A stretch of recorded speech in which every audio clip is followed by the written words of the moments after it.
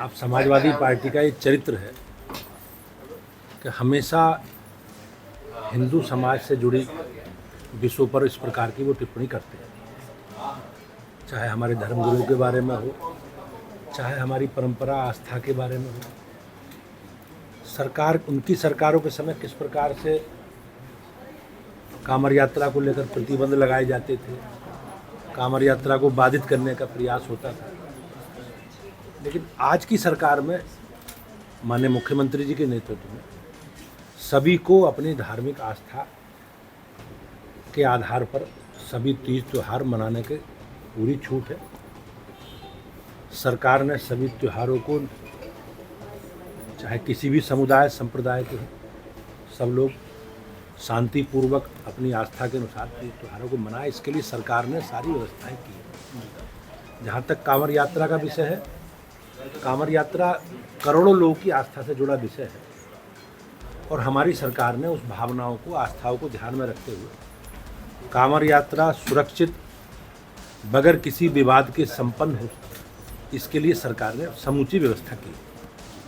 जगह जगह लेकिन जो तस्वीरें आ रही कई जगह पे उपद्रव की, मारपीट की, उसको लेकर तमाम निश्चित रूप से अगर कोई कानून अपने हाथ में लेता है तो सरकार विधि सम्मत सबके खिलाफ कार्रवाई करेगी। प्रदेश में कानून का राज है और अराजकता करने की अनुमति किसी को नहीं है। अखिलेश यादव, नहीं लगता कि कांवड़ियों को बदनाम करने की कुछ साजिश हो सकती है, ये इस तरीके की चीज़ें? ये तो पुलिस जब जांच कर रही है तो जांच के बाद ही सारी चीज़ें आ पाएंगी। मैं उसमें अभी कुछ नहीं कह सकता। लेकिन जिस प्रकार से समाजवादी पार्टी के द्वारा इस पूरे धार्मिक आयोजन को विवादित करने का प्रयास किया जा रहा है, तो हो सकता है इसमें कहीं ना कहीं षड्यंत्र भी हो। अखिलेश यादव कह रहे हैं कि मीटिंग होने जा रही है, क्या कहें? अब ये स्वार्थी लोगों का गठबंधन है। लोकसभा चुनाव के बाद जितने भी विधानसभा चुनाव हुए, चाहे दिल्ली का चुनाव हो, कहाँ था इंडिया गठबंधन? आप हरियाणा में विधानसभा चुनाव हो तो कहाँ था एनडीए गठबंधन?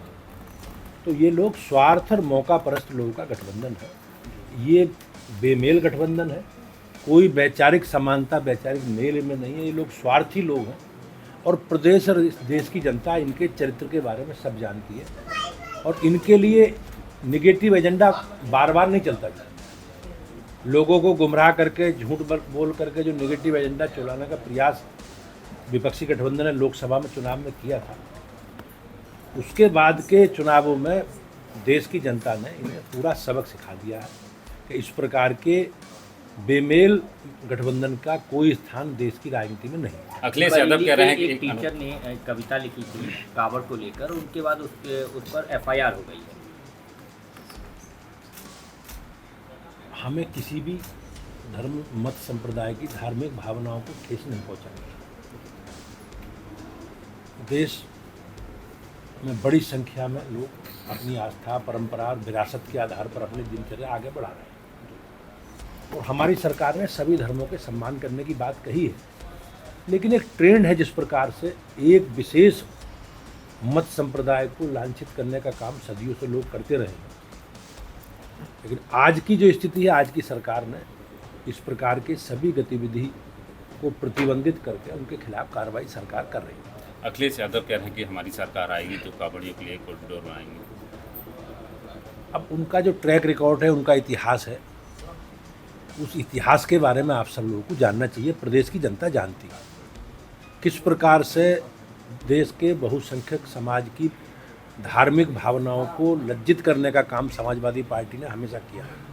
चाहे अयोध्या में राम मंदिर से जुड़ा विषय हो, चाहे कांवड़ यात्रा हो, जितने भी धार्मिक आयोजन बहुसंख्यक समाज के, किस प्रकार से समाजवादी पार्टी के नेताओं के बयान हिंदुओं के बारे में, हिंदू धर्मगुरुओं के बारे में, साधु संतों के बारे में जिस प्रकार की नकारात्मक टिप्पणी, और हमारे जो धार्मिक ग्रंथ है रामायण महाभारत, उनके बारे में जिस प्रकार से टिप्पणी वो करते रहे, तो ये उनका चरित्र समाज में सनातन विरोधी है, ये जग जाहिर है। देखिए, पंचायत चुनाव की तैयारियां चल रही हैं और इस बार ये भी मांग उठ रही है कि डायरेक्ट जो जनता है वो चुने ब्लॉक प्रमुख। अब ये तो सरकार इस विषय में कुछ बता सकती है, मुझे इसकी जानकारी नहीं है। लेकिन 34 पंचायतों में हमारी पार्टी केवल जिला पंचायतों के सदस्यों को घोषित करके चुनाव लड़ती है। बाकी बीडीसी और ग्राम सभा के चुनाव ओपन रहते हैं, सभी लोग लड़ते हैं।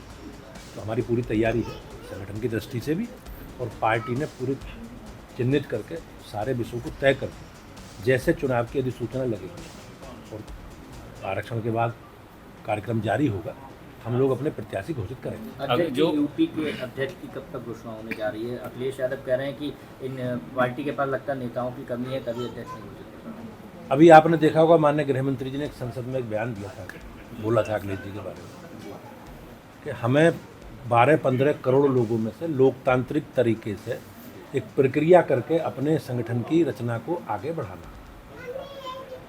तो आपने देखा होगा हमने पिछले साल 2024 में शायद अगस्त सितंबर में साधारण सदस्यता प्रारंभ की। उत्तर प्रदेश में 2.5 करोड़ से ज़्यादा लोग साधारण सदस्य बने।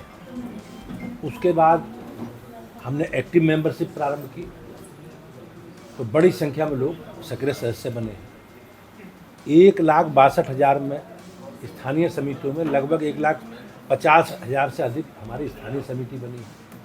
1918 मंडलों में से लगभग 1700-1750 मंडल बन गए हैं, और उसके बाद फिर 70 जिलाध्यक्ष घोषित हुए हैं। 98 में से 70 जिलाध्यक्ष घोषित हुए।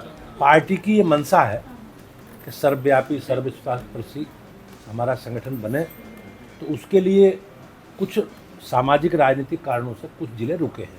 अध्यक्ष जी, जो स्कूलों का लेकिन प्रदेश चुनाव के लिए तैयार है। केंद्रीय नेतृत्व जब चाहेगा, हमने अहर्ता पूरी है हमारी, और केंद्रीय नेतृत्व पर तुरंत एकदम प्रदेश अध्यक्ष का चुनाव होगा।